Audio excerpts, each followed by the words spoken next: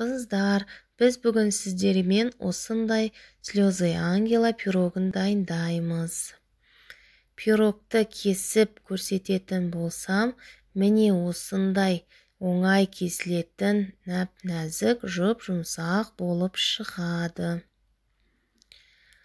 Жасап көріп, жақындарыңызды қуантыңыздар.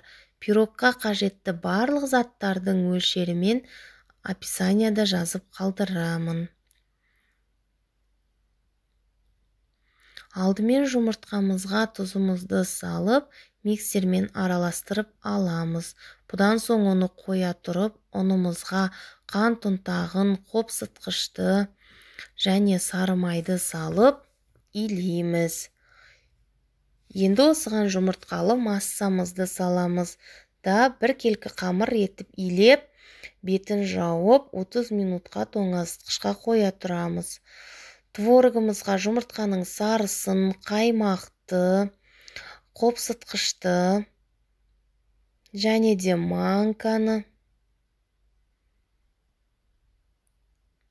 ванилинді, қантымызды салып, бір келкі масса болғанша миксермен араластырамыз.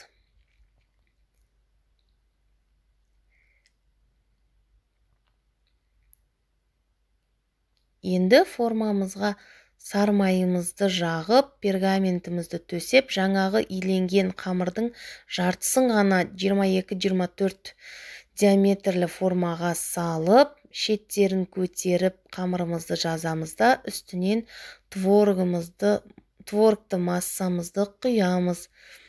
Және де бір келкі етіп тегістеп шығып, 160-170 градусқа 20 минутқа жібереміз. Ол енді пештеріңізге байланысты. Енді таза құрғақ ыдысымызға жұмыртқаның ағын салып, оған қантымызды аз-аздан сала отырып миксерлейміз.